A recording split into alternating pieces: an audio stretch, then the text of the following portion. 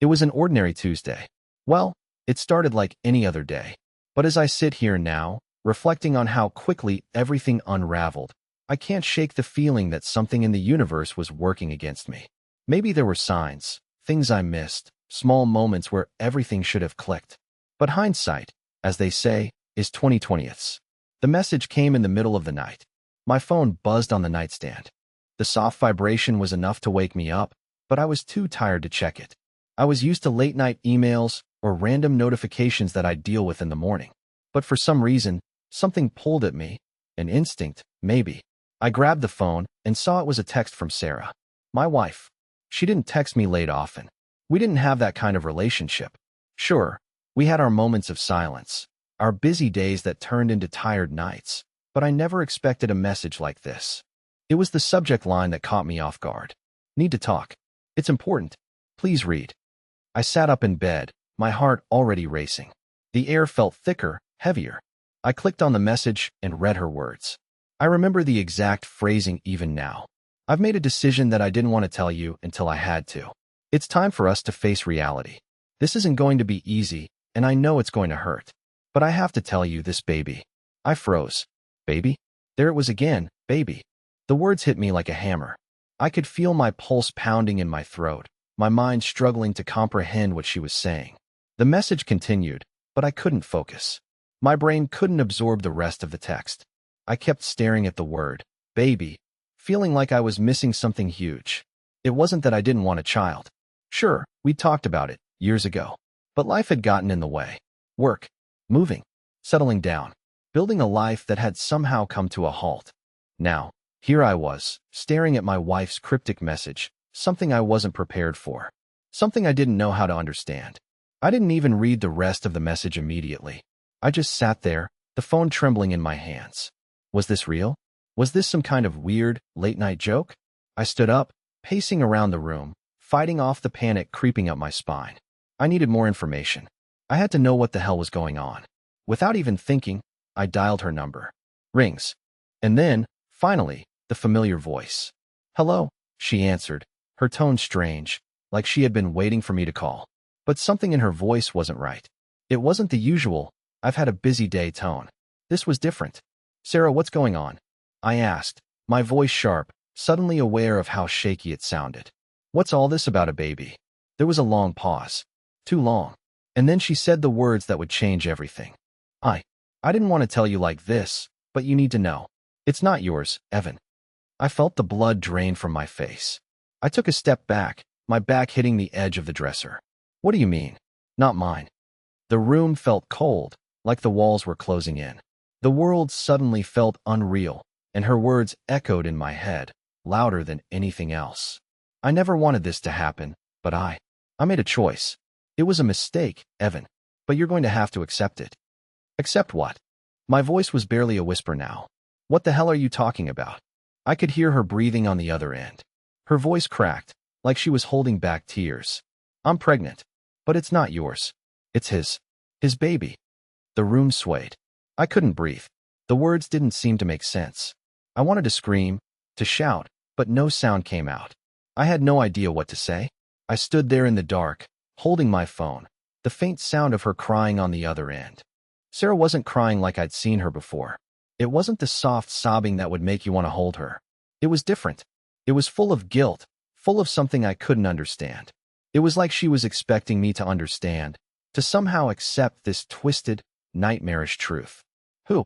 I asked, my voice barely audible. Who is he, Sarah? Her silence was louder than anything. The wait felt like hours. Finally, she spoke. It's someone from work. I didn't mean for it to happen, but it did. And now I'm pregnant. I couldn't think. I couldn't process this. My stomach churned, my mind raced, and I was back on that phone call with her, hearing every word she said as if it were happening in slow motion. My wife, the woman I had promised everything to, had betrayed me. And now she wanted me to accept this. To raise a child that wasn't mine. A child I wasn't prepared for. A life I didn't ask for. Sarah, I whispered, my mind still trying to piece together everything she had just told me. Why? I don't know. I was scared, and I didn't know how to tell you. But I can't do this alone, Evan. I need you. The baby needs you. I dropped the phone onto the bed, feeling like I was suffocating. My chest felt tight, like I couldn't breathe.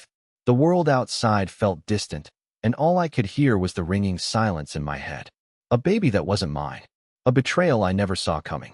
And a woman, my wife, asking me to forgive her. I didn't know what to do. I didn't know if I could ever forgive her. But I knew one thing. Everything had just changed, and nothing would ever be the same again. The silence after Sarah's confession was deafening. I didn't know how long I stood there, frozen, my mind trying to comprehend everything she had just said. I wanted to say something, anything, but the words wouldn't come. The fact that she was pregnant, the fact that it wasn't mine, it was all too much. It didn't feel real, like I was living in someone else's nightmare. "I'm sorry," she had whispered into the phone, her voice barely audible. "I never meant for this to happen, but it's done now, and we need to figure this out." "Figure this out?" I repeated, my voice rising. "How do you expect me to just figure this out, Sarah? This isn't a mistake I can ignore." I felt my blood pressure spike, my heart racing in my chest. Everything around me felt hazy, disconnected. I could barely understand the words coming from my own mouth. "You want me to be okay with this? You want me to raise a child that isn't mine? While you're, what, going to be with him?"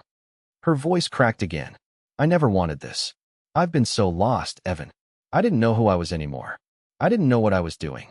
It just happened." "Stop." I cut her off, shaking my head. I wasn't sure if I was talking to her or to myself. "Just stop. I don't know if I can handle this." I could feel the weight of the conversation pressing down on me, suffocating me. I needed space. I needed to clear my head. "I'm coming over," I finally said, barely recognizing my own voice. "We need to talk face to face." "I'll be waiting," she said softly, the tension in her voice so thick it felt like it was creeping through the phone. I don't remember how I got to Sarah's apartment, but when I pulled up in front of her building, it was like I had entered another world. My body was numb, my mind running on autopilot. I don't know why I went. Maybe it was the hope that I could somehow make sense of it all. Maybe I thought seeing her in person would somehow explain everything. But deep down, I knew the truth. There was no explaining this. I climbed the stairs to her apartment, each step heavier than the last. As I stood in front of her door, I took a deep breath. My hands were shaking. I could hear my heart pounding in my ears. When she opened the door, I was hit with a wave of emotions. Her eyes were swollen from crying, her face pale and strained. I could see the guilt, the fear in her expression, and yet, something inside me told me that there was something more to this. Something I wasn't seeing. "I didn't know how to tell you," she said, her voice shaky. "But now you know. And I know you're angry. I don't blame you." "Angry," I repeated, trying to keep the anger from spilling out. "You think I'm just angry? Sarah, this isn't about anger. This is about trust. About the fact that you've completely shattered everything we built." She stepped aside, letting me in, and I could feel the weight of the conversation ahead.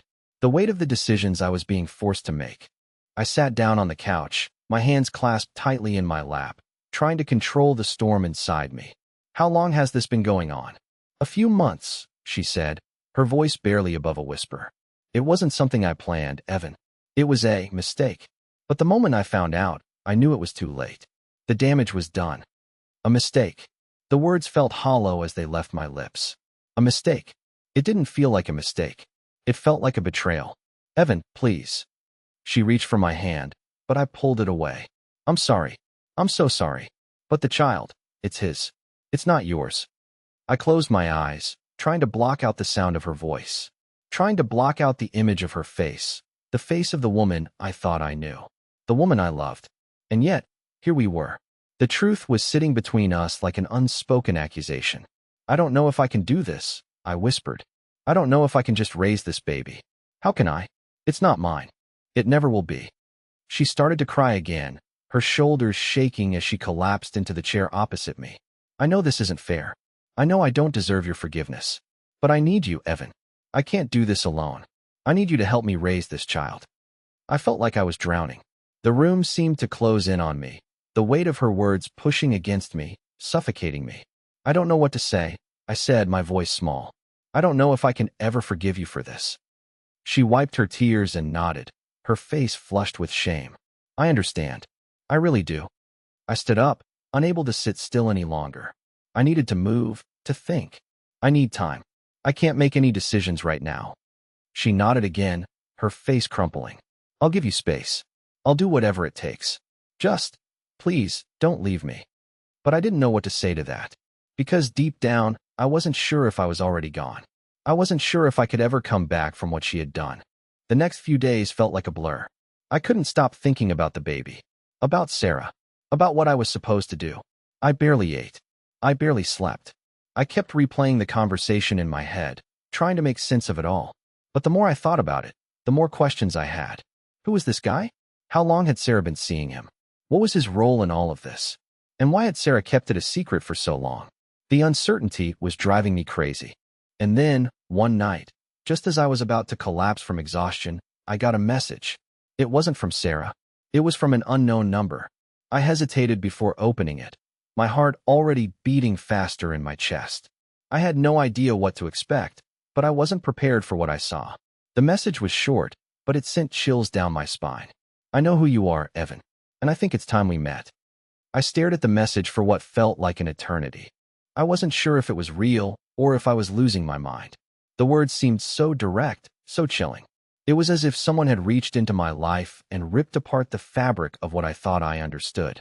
I had no idea who this person was. There was no name, no introduction, just a stark, chilling command. I know who you are, Evan, and I think it's time we met. My heart thudded in my chest. Every logical part of me screamed to just ignore it, to delete the message and go back to my life, if that was even possible anymore. But another part of me, the part that had been spiraling ever since Sarah's confession, couldn't ignore it. What did they mean by, I know who you are?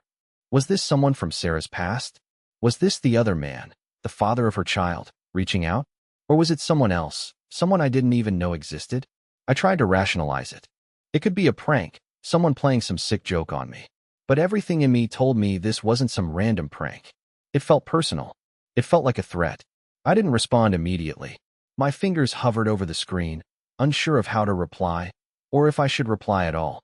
But curiosity gnawed at me, and a sense of dread, of needing answers, eventually pushed me to type a reply. Who is this? I wrote, my thumb trembling as I hit send. The seconds felt like hours as I waited for the reply. My mind was racing again. What if it was Sarah's lover?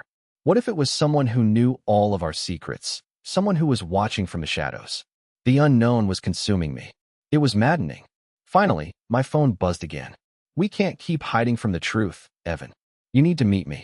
I'll be waiting at the usual place. Usual place? I had no idea what that meant. The message didn't make sense. Who was this person? Why did they think they could just drag me into their mess? But something in the pit of my stomach told me that if I didn't follow through, I'd never find out what was going on. I needed to know. I needed to see this person face to face. I decided to take the risk.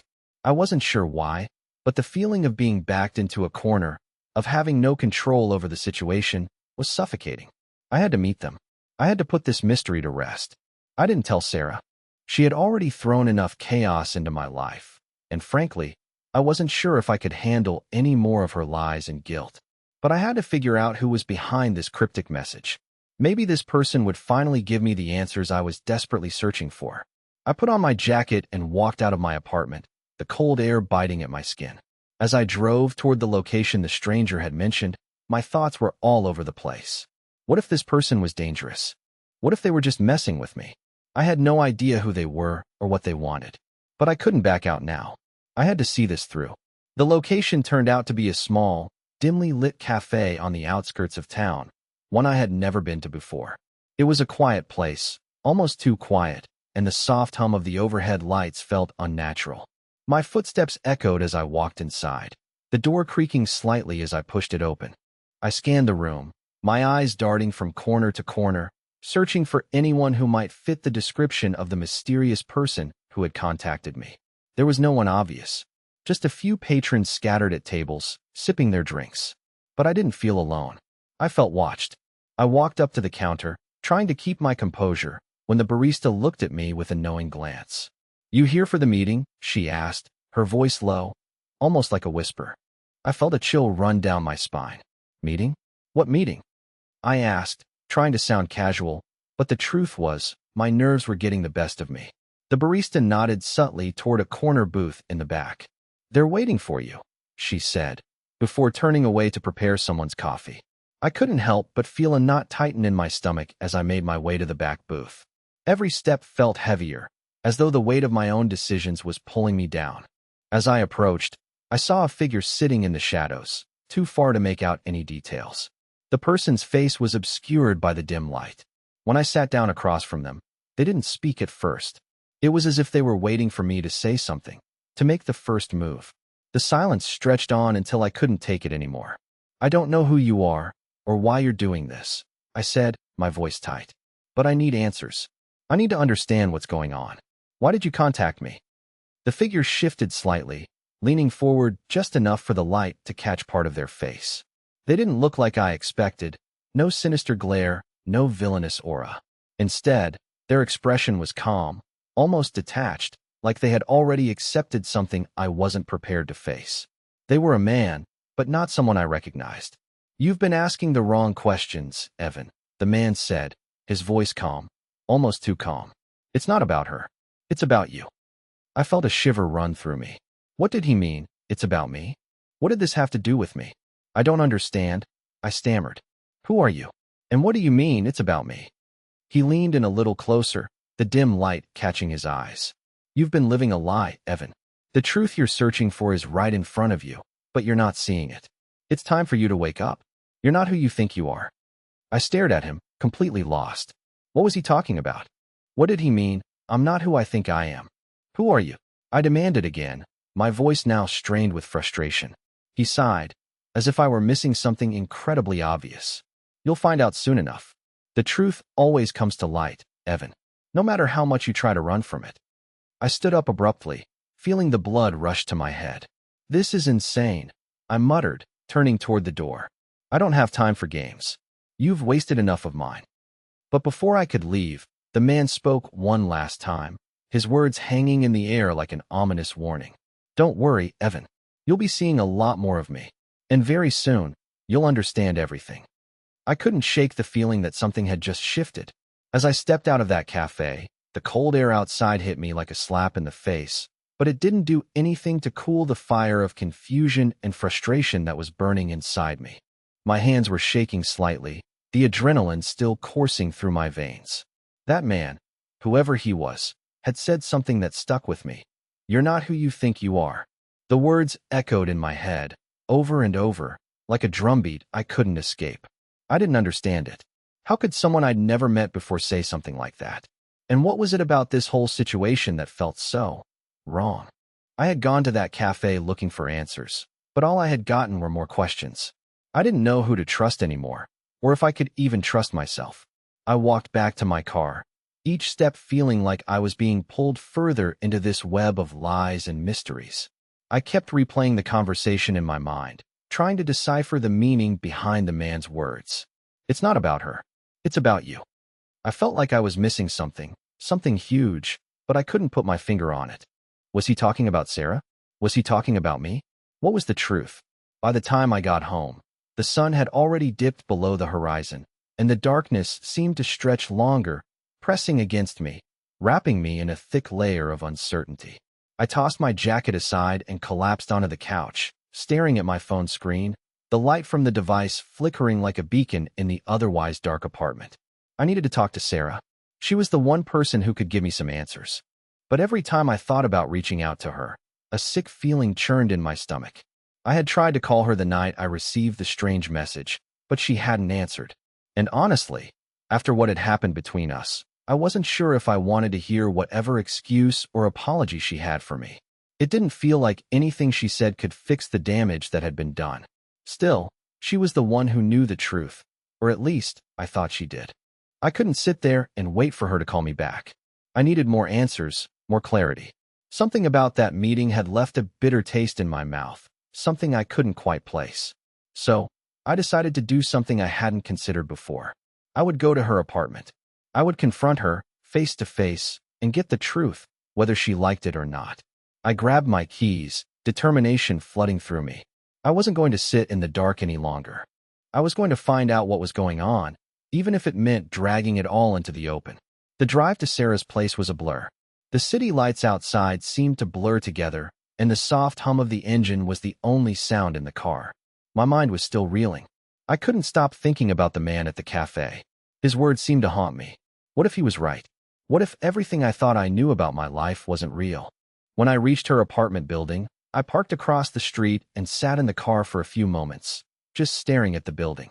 I had no idea what I was going to say to her. What could I possibly say after everything? But there was no turning back now. I had to do this. I walked up to her door and knocked. The sound echoed through the hallway, and for a moment, I wondered if anyone would even answer. It felt like the world had gone quiet around me, waiting for this moment to unfold. I could hear her footsteps approach from the other side, the soft shuffle of her feet against the floor. The door opened, and there she stood, looking at me with wide eyes, as if she hadn't expected me to show up. For a moment, neither of us spoke. I was just looking at her, trying to read her expression. She looked tired, her eyes red, as if she had been crying. But there was something else in her eyes too. Guilt? Fear? Or maybe it was just the weight of everything that had happened. Whatever it was, it felt like she was waiting for me to say something. "Evan," she said softly, stepping back to let me in. "I didn't think you'd come." I walked past her into the apartment, my mind racing. I wasn't sure if I should be angry or hurt. Maybe both. But I couldn't hold it in any longer. "I don't know how to feel right now, Sarah," I said, my voice thick with emotion. "You've told me so many lies. You've broken my trust. How could you do this to me?" "I never wanted to hurt you," she said, her voice trembling. "I swear, I never planned for any of this to happen. It got out of control, and I didn't know how to fix it. And then when I found out I was pregnant, I didn't know what to do. I was terrified, Evan. Terrified," I repeated, my voice shaking with frustration. "Terrified of what, exactly?" "Of being caught." She shook her head, tears welling up in her eyes. "No, I was terrified of losing you. I didn't want to ruin everything. I didn't know how to tell you, how to explain it." I took a step closer to her, trying to make sense of what she was saying. "You didn't think telling me the truth was the right thing to do? From the very beginning?" Her eyes flickered down to the floor, avoiding my gaze. "I didn't know how to tell you, Evan. I was scared. I didn't want to lose you." I couldn't look at her anymore. My mind was swimming in anger, betrayal, and confusion. "You don't get it, Sarah. It's not just about losing me. It's about trust. It's about what we've built, everything we've worked for." She reached for my hand, but I pulled it away, stepping back. "Evan, please," she whispered. "I need you to forgive me. I don't even know who you are anymore," I said, my voice raw. "How am I supposed to forgive you for this?" She broke down then, the tears flowing freely. I could feel the weight of her grief in the room, but it didn't change the way I felt. Betrayed. Lost. Confused. "I've been trying to make this right," she sobbed. "I don't know how, but I've been trying." And that's when it hit me. I wasn't the only one trying to make things right. There was something more going on here. Something deeper than what Sarah had told me. "I got a message," I said, suddenly remembering. "From a stranger. They told me I wasn't who I thought I was. And I don't think this is just about you anymore, Sarah." Her face went pale. "What do you mean? Who sent you a message?" "I don't know," I said, shaking my head. "But whoever it is, they're involved in all of this. I need to find out who they are. And I think it's time we both face the truth." She swallowed hard, looking more frightened than I had ever seen her. "Evan, be careful. Whoever this is, they might know more than we do." I looked at her, my mind racing. The truth was out there. But how far down this rabbit hole was I willing to go? The room felt suffocating, as if the air itself had thickened with the weight of our conversation. Sarah's eyes were wide. Her face drained of color as she processed the words I had just spoken. Her hand trembled slightly as she wiped away a tear, but she didn't say anything at first. The silence hung heavily between us, each of us trapped in our own thoughts, trying to make sense of the mess we were now tangled in. "Who sent you that message?" she asked after a long pause, her voice barely above a whisper. I could see the fear in her eyes, the same kind of fear that had been in my chest ever since I first read those words. Whoever was behind this, whatever this was, had clearly reached us both in a way that was impossible to ignore.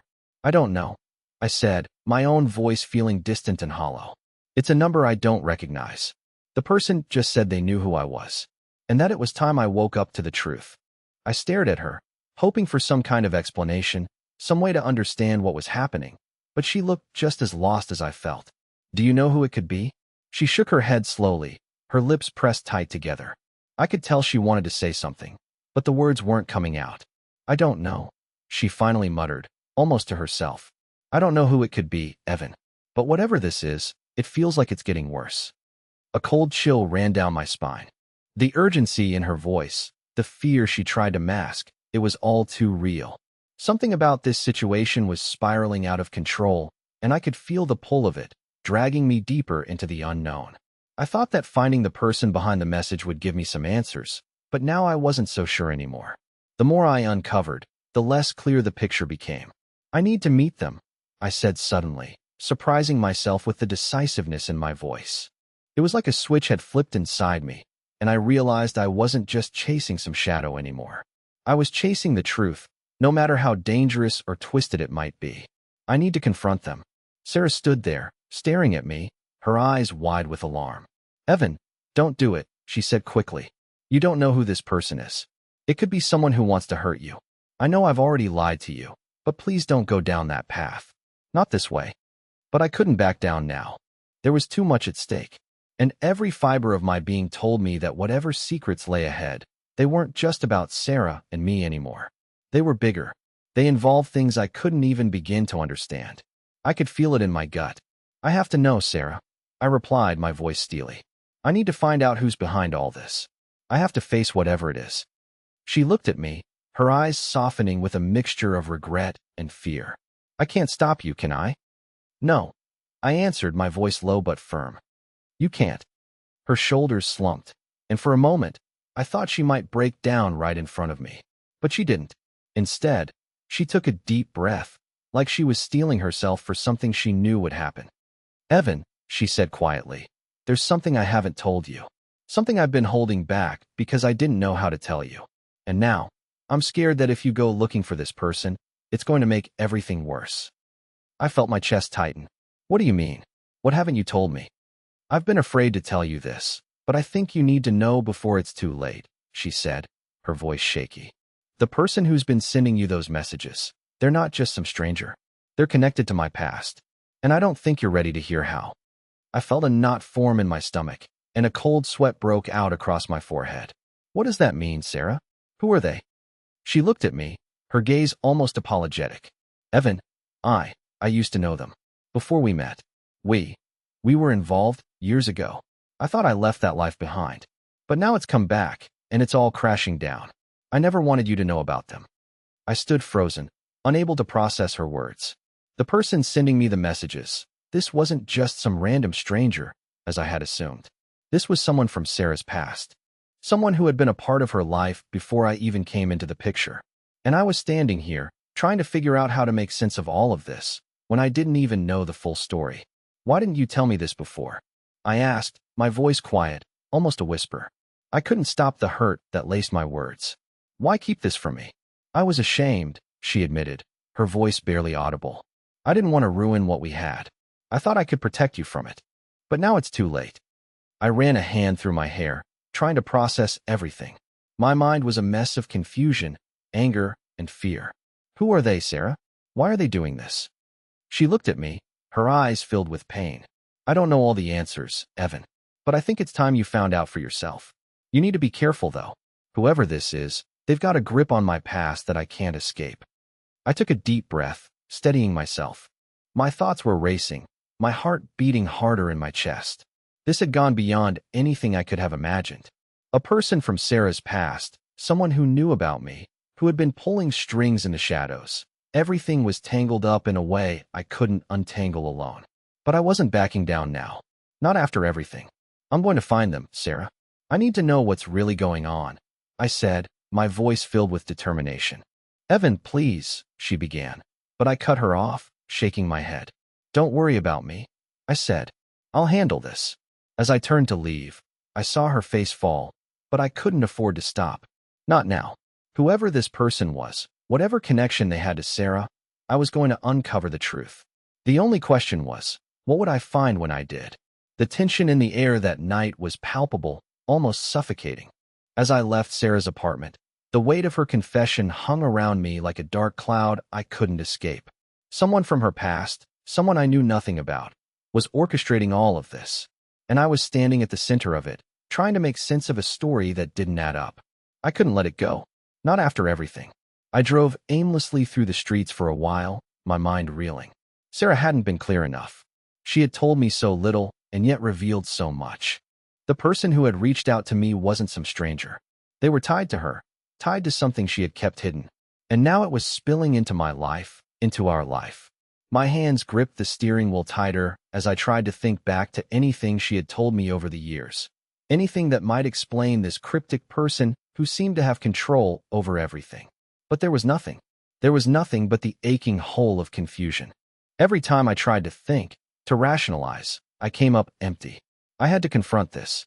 I had to find out who was behind all of this, and why they thought they had the right to pull my strings like this. Eventually, I found myself in front of a building I didn't recognize. I had driven on autopilot, my mind a mess of questions, and now here I was, outside what appeared to be an old office building. The kind of place that felt abandoned, forgotten. There was a sign on the door, Hargrave Consulting. It was a name that meant nothing to me, but something about it felt familiar. A strange sense of déjà vu washed over me. I didn't know why, but I felt like I had been here before. I parked the car across the street, trying to ignore the gnawing feeling in the pit of my stomach. The city around me was quiet, too quiet, and the night felt heavier than usual. The dim lights from the building cast long shadows on the sidewalk, and I couldn't help but feel like I was being watched. For a moment, I hesitated. What if I was wrong? What if this wasn't the place? What if this was just another dead end? But I couldn't turn back now. I had come this far, and I needed answers. More than that, I needed control over the situation. I had to take the next step. So, I gathered myself, stepped out of the car, and made my way toward the door. The air inside the building smelled musty, stale, as though it hadn't been used in years. My footsteps echoed as I walked down a long, dimly lit hallway. The silence was unnerving. It was like the walls themselves were holding their breath, waiting for something to happen. The only sounds were the faint hum of the fluorescent lights above and the rhythm of my heartbeat in my ears. At the end of the hallway, there was a door, slightly ajar. I stood in front of it, unsure whether to knock or just push it open. My hand hovered over the handle for a moment, and then I pushed the door open. The room beyond was small but furnished, with a desk, a couple of chairs, and a file cabinet. It was clean, too clean, like no one had ever really worked here. My eyes were drawn to the figure sitting at the desk. A man, his back turned to me. He was typing something on his laptop, his fingers moving with an unnerving speed, like he knew exactly what he was doing, like he had done this 1,000 times before. For a moment, I stood there, unsure of how to proceed. But then, he spoke without looking up, as if he had been expecting me all along. "You took your time," he said, his voice calm measured.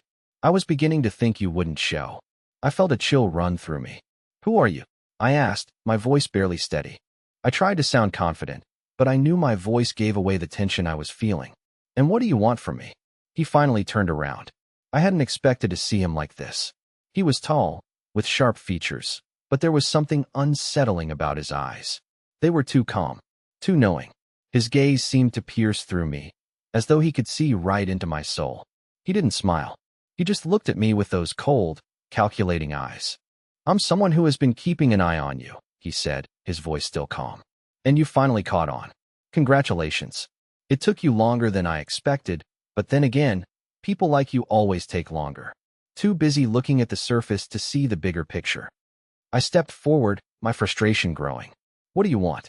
And what does this have to do with Sarah?" The man raised an eyebrow, leaning back in his chair. "Ah, Sarah, you've been playing the good husband, haven't you? Protecting her, supporting her, even when she's hiding things from you. But that's the problem, Evan. You've been protecting the wrong person." "Stop playing games," I snapped. "What are you talking about? What do you want with me?" He sighed, clearly bored with my questions. "It's not about what I want, Evan. It's about what Sarah has done. She's made choices, decisions that have consequences. And now, you're wrapped up in it. Whether you like it or not, you're part of this too." I felt a knot tighten in my chest. "What do you mean? What choices?" "Do you really think she's been honest with you?" he asked, leaning forward now, his tone almost patronizing. "Do you think she told you everything? About who she's been involved with? About the debts she owes? About the people she's hurt?" I could feel my heart pounding in my chest, the blood rushing to my head. No, that's not possible. She wouldn't. Trust me, she would, he interrupted smoothly. Sarah isn't the person you think she is. But don't worry. You'll find out soon enough. Everything is about to come to light, Evan. The truth is far more complicated than you could ever imagine. I stared at him, my mind racing. Every word he said felt like a puzzle piece falling into place, but it didn't make sense. Why was this man involved?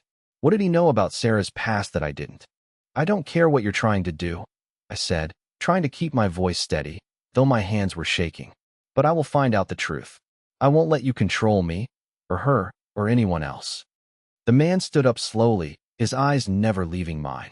You don't have a choice, Evan. The truth is coming, whether you're ready for it or not. And when it does, you won't be able to undo what's been done. The room felt colder now, the walls closing in on me.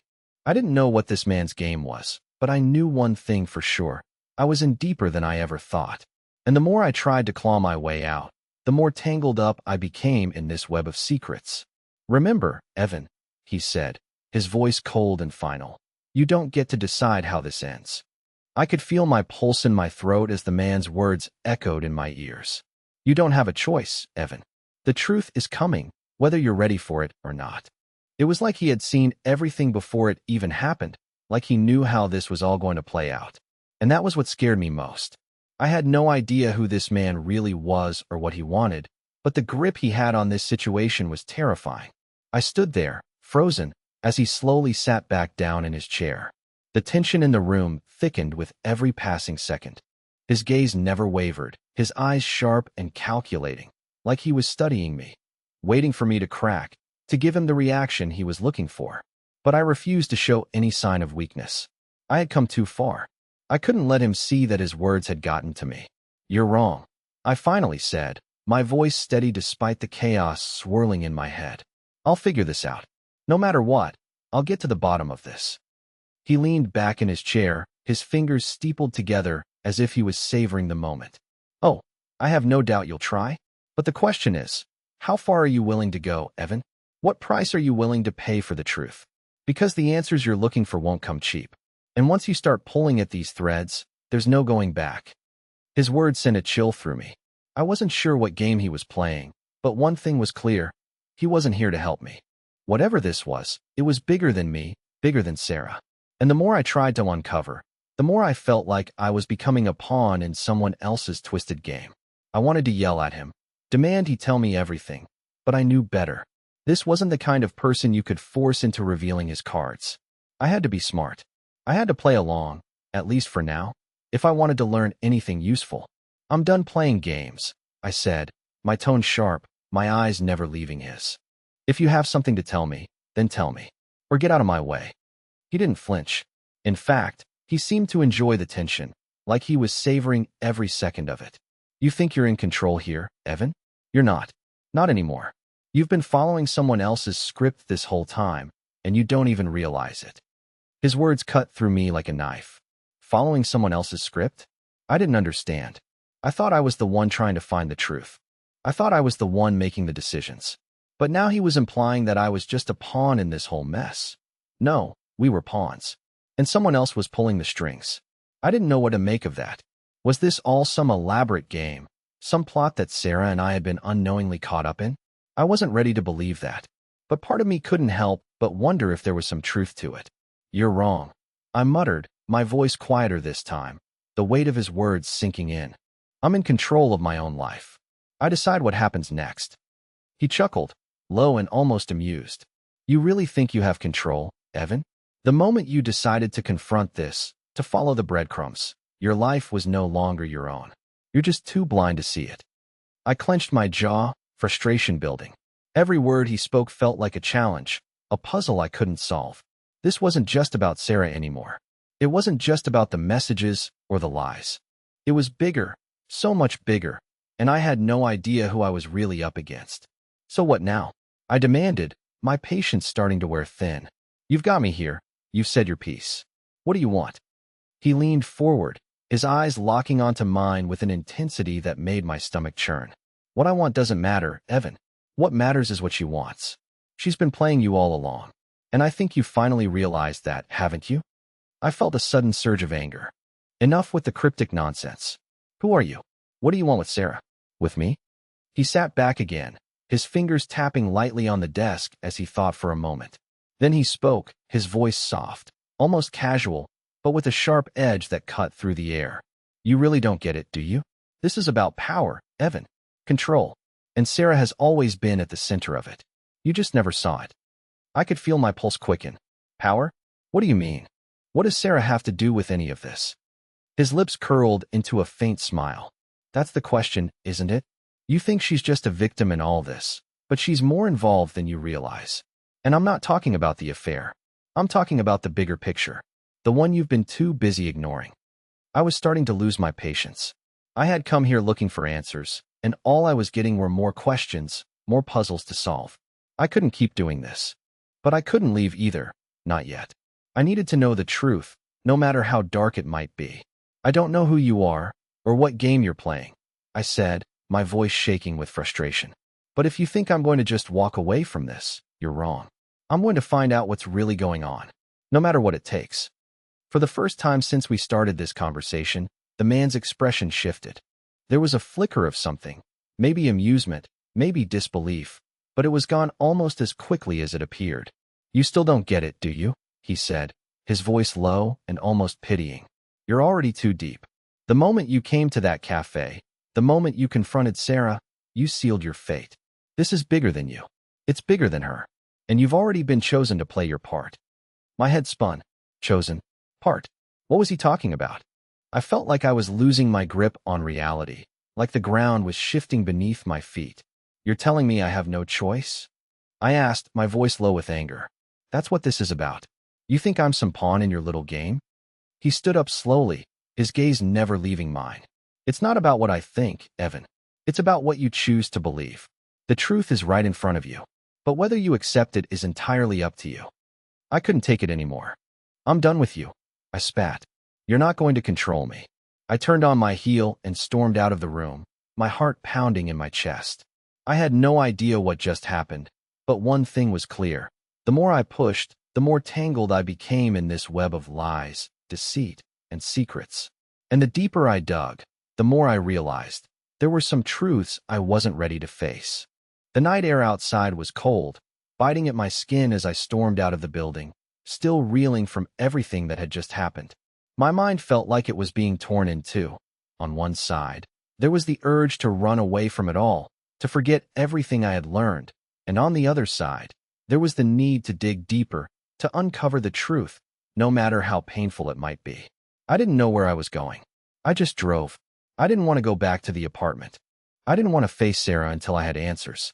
But I knew, deep down, that I couldn't avoid her forever. Whatever this was, whatever had happened between us, it needed to be confronted. I ended up at a park on the outskirts of town, an old, quiet place I used to go to when I needed to clear my head. It was one of those spots where the world felt a little less overwhelming, where the chaos of life could fade away, if only for a moment. I sat on one of the benches, staring out at the still water of the lake, the moonlight shimmering on the surface. For a while, I just sat there, thinking. The man's words, Sarah's secrets, everything felt so heavy, but in the stillness of the night, I started to see things differently.